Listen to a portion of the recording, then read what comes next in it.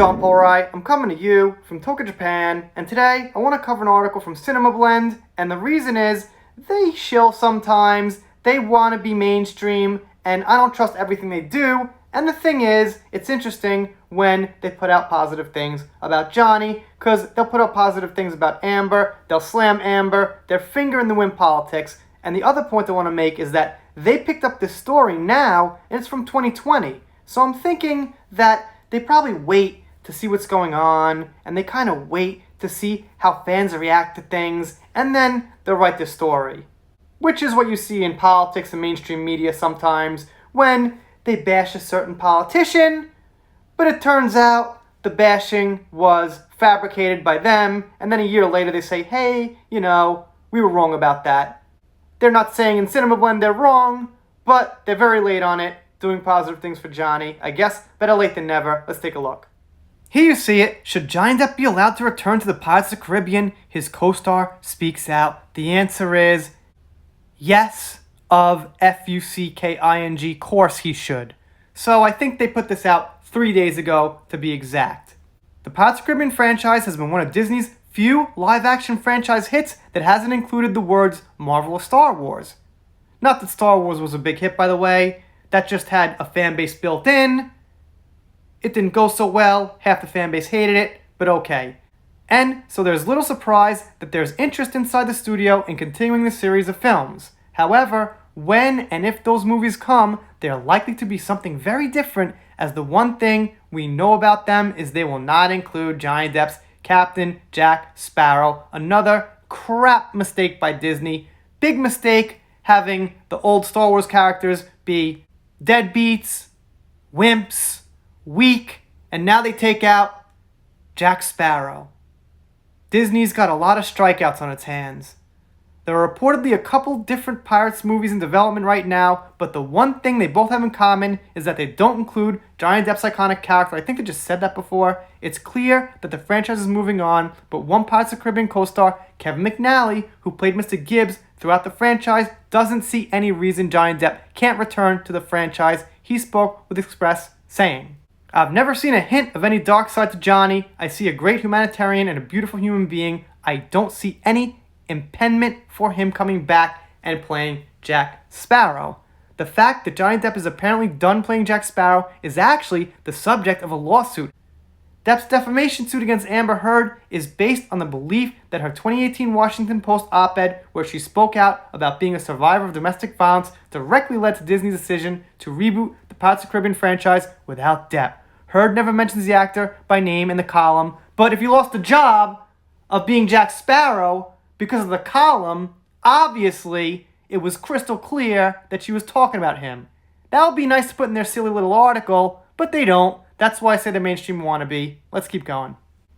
Well, the allegation of abuse is being tied to Disney's decision to move on with the franchise that's never been specifically addressed by the studio. Clearly, Kevin McNally is quite supportive of Johnny Depp, the man, and Jack Sparrow, the character.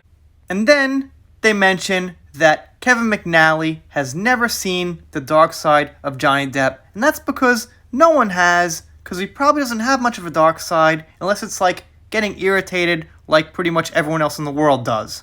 So Disney is too wimpy, too pussy-ish to even say that's the reason.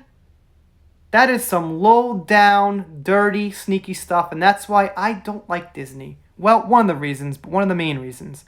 For what it's worth, Kevin McNally isn't against the idea of more Pirates of the Caribbean movie that don't star Johnny Depp. However, he does clearly feel Jack Sparrow is what made the movie successful, and so he thinks that even if the decision has been made to focus on that character, they should still find ways to include him. McNally continues, and I'm not sure McNally actually says that it could continue without Johnny in those words. I think they're twisting those words around a little bit, and maybe hoping the reader assumes that they're Cinemablend, so they know things about him, but I'm not sure about that.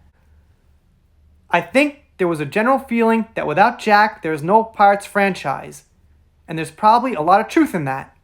But now there have been questions about that. Certainly, why not have other pirate films? And certainly, then, why not have Jack back or Jack playing a different part? I mean, I was musing about this the other day, and you can easily think of stories in which maybe somebody is looking for Jack and come to Mr. Gibbs and say, how would I find Jack? Okay, I see why I make reading mistakes sometimes, because that's like one huge long sentence with no punctuation of like 4 sentences put together.